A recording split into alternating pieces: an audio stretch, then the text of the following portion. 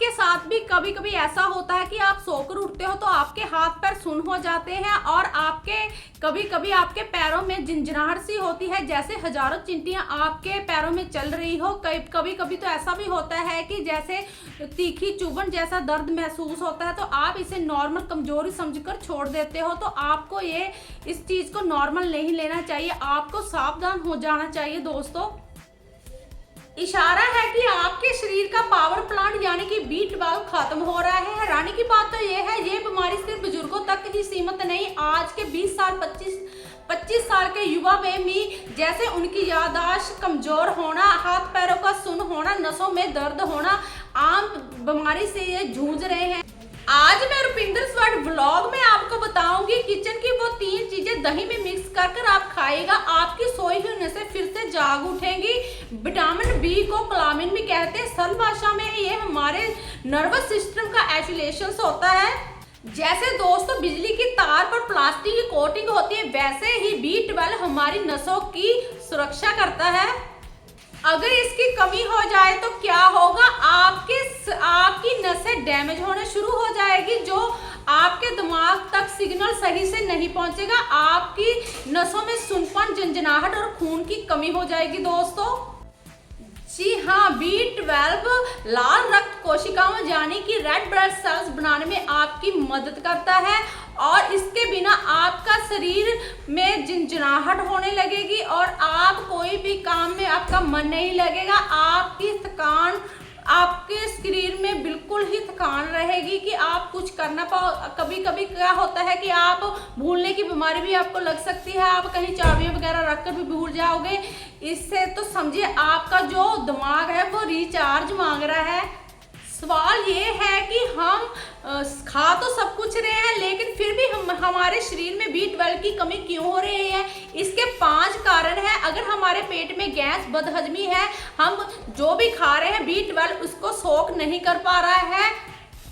इसके अलावा जो लोग एंटासिड का सिरप और सिरप पीते हैं, जो एसिड होता है वो गोलियां सोख लेती है, लेकिन B12 को सोखने के लिए एसिड की जरूरत होती है, लेकिन गोलियां सोख लेती है। इसलिए जो उसके अलावा हमारे शरीर भूखा ही रह जाता है, खाली पेट हो जाता है। इसके अलावा B12 जानवरों से मिलने वाली चीजों से मिलता है, शाकाहारी में मिलने वाली चीजों में इसके स्रोत बहुत ही कम देखने में मिलते हैं दोस्तों। तो एक्स्ट्रा हमें अपना ध्यान रखने की बहुत जरूरत होती है। 40 साल के बाद हमारे शरीर में एक इंट्रिंसिक फैक्टर यानी कि B12 सोखने वाला प्रोटीन कम होने लगता है दोस्तों। इसके अलावा जो लोग ज्यादा जंक फूड का सेवन करते हैं, एंटीबायोटिक का सेवन करते हैं, जो हमारे शरीर के अंदर गुड बैक्टीरिया होते हैं उसको वो गुड बैक्टीरिया को एंटीबायोटिक वो उसको मार देते हैं।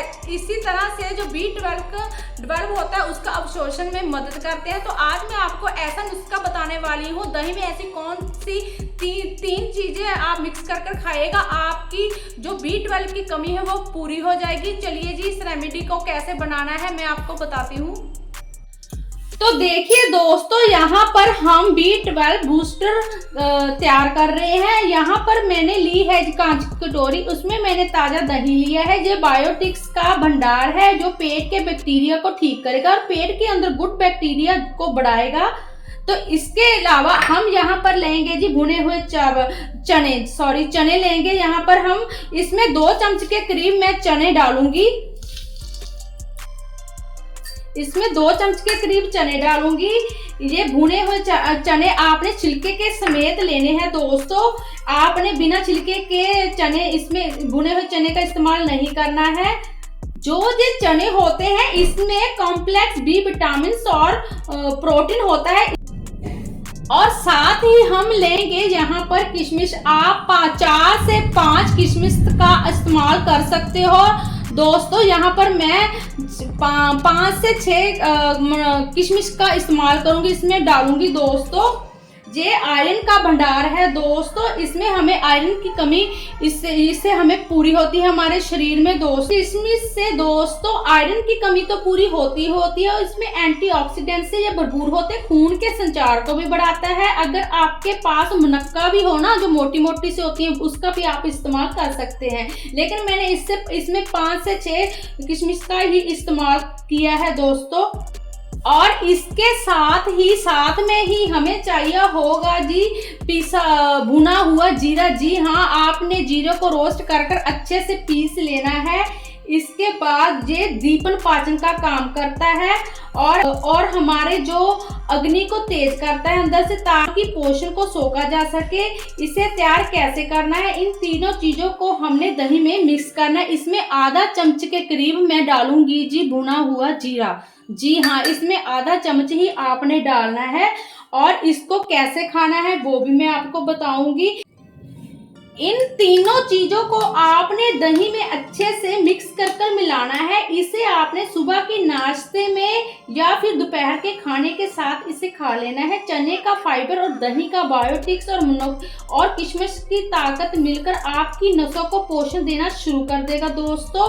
ये नुस्खा तो करेगा ही करेगा दोस्तों, लेकिन आपको अपनी जीवन शैली में भी, लाइफस्टाइल में भी ये 4 बदलाव भी करने होंगे। अगर आप खुद शाकाहारी हो तो दूध, पनीर, छाछ को अपनी डाइट में अनिवार्य हिस्सा बना लीजिए। रोज 30 मिनट की सैर ब्लड सर्कुलेशन को बढ़ाती है। इससे विटामिन नसों के आखिरी तक, कोने तक पहुंचता है। तो आपको कम से कम आधा घंटा तो चलना जरूरी है। फिजिकल एक्टिविटी रखना भी बहुत जरूरी है। इसके अलावा आपको चाय कॉफी से परहेज करना होगा दोस्तों। ये नहीं मैं बोल रही कि आप चाय को छोड़ दीजिएगा, आप कम कर दीजिएगा, बहुत ही थोड़ी पीजिएगा। देखिए बहुत ही ज्यादा इसमें, क्योंकि चाय में कैफीन होता है, शरीर को पोषण तत्वों को बाहर निकाल देता है, तो इससे कम करना बहुत ही जरूरी है। अगर सुनपन बहुत ज्यादा हो रहा है काफी समय से, तो 6 महीने से साल भर से लगभग आप बहुत ही ज्यादा परेशान हो, तो आपको डॉक्टर से कंसल्ट करना चाहिए। आपको जो सप्लीमेंट डॉक्टर देंगे आपकी जरूरत के अनुसार आपको वो लेने चाहिए दोस्तों। तो इसको आप रेगुलर यूज कीजिएगा डेली। तो देखिए दोस्तों, जो ये रेसिपी बनकर तैयार होगी, आपको मैंने जैसे बताया वैसे ही आपने इसको लेना है दोस्तों। तो अगर आई होप आज की वीडियो आपको मेरी पसंद आई होगी। अगर पसंद है तो प्लीज वीडियो को लाइक, शेयर और सब्सक्राइब करना मत भूलिएगा और ज्यादा से ज्यादा इस वीडियो को शेयर कीजिएगा। मिलते हैं अगली वीडियो में कुछ नए टॉपिक के साथ, तब तक के लिए बाय बाय जी, टेक केयर।